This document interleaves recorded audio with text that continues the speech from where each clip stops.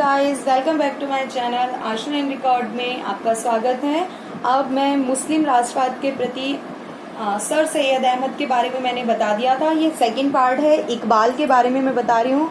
इकबाल जो हैं जिन्होंने अपनी विचारधाराएं क्या प्रकट करी हैं राजनीति के प्रति, तो मोहम्मद इकबाल का मत था कि भारत संसार का सर्वश्रेष्ठ देश है।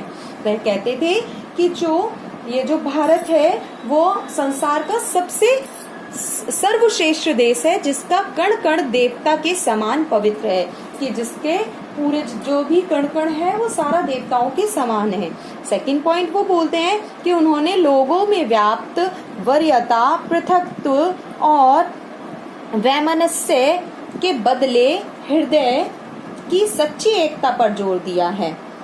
किस पर जोर दिया है? उन्होंने सच्ची हृदय की एक सच्ची एकता पर जोर दिया। ये सारी चीजों को अवॉइड करके उन्होंने अपने हृदय के अंदर सच्ची जो एकता होती है उस पर जोर दिया है। लेकिन कुछ समय बाद उन्होंने मुसलमानों की मुस्लिम भ्रातृत्व की आकांक्षा और भावना का समर्थन करते हुए मुस्लिम के जो भाईचारा होता है इनके बीच में, उनकी आकांक्षाएं और उनका भावनाओं का समर्थन करते हुए स्वयं को सर्व इस्लामवादी घोषित कर दिया।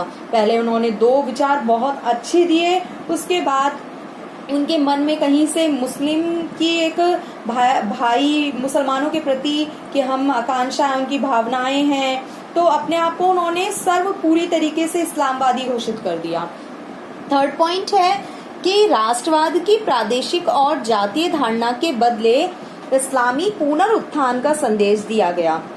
राष्ट्रवाद की प्रादेशिक और जातीय धारणा के बदले, मतलब ना ही राष्ट्रवाद के बारे में बताया गया, ना ही जातीय धारणा के बदले इनको इस्लामी पुनरुत्थान का संदेश दिया गया।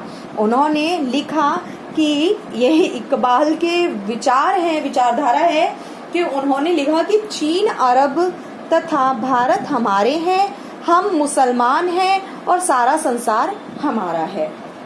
और फिफ्थ पॉइंट उन्होंने लिखा कि उनके अनुसार इस्लाम ना तो राष्ट्रवाद है और साम्राज्यवाद, बल्कि एक राष्ट्र संघ है। राजनीतिक उद्देश्यों की पूर्ति हेतु इस्लाम जातीय भिन्नताओं को स्वीकार करता है, किंतु उसका अंततः मानव एकता में विश्वास ही है।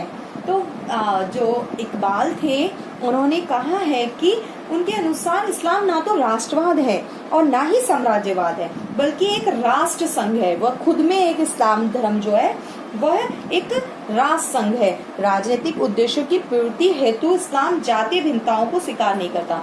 कि इकबाल कहते हैं कि जातीय भिन्नताएं नहीं करनी चाहिए और वो इन चीजों को स्वीकार भी नहीं करता है। सिक्स पॉइंट इन्होंने बोला कि इस्लाम ने सदैव जातीय श्रेष्ठता की उस धारणा का उग्र विरोध किया है जो अंतर्राष्ट्रीय एकता तथा सहयोग के मार्ग में सर्वाधिक बड़ी बाधा है। तो इस्लाम जो धर्म है, इकबाल का कहना है कि वह ये कहते हैं कि जो जातीय श्रेष्ठता को उस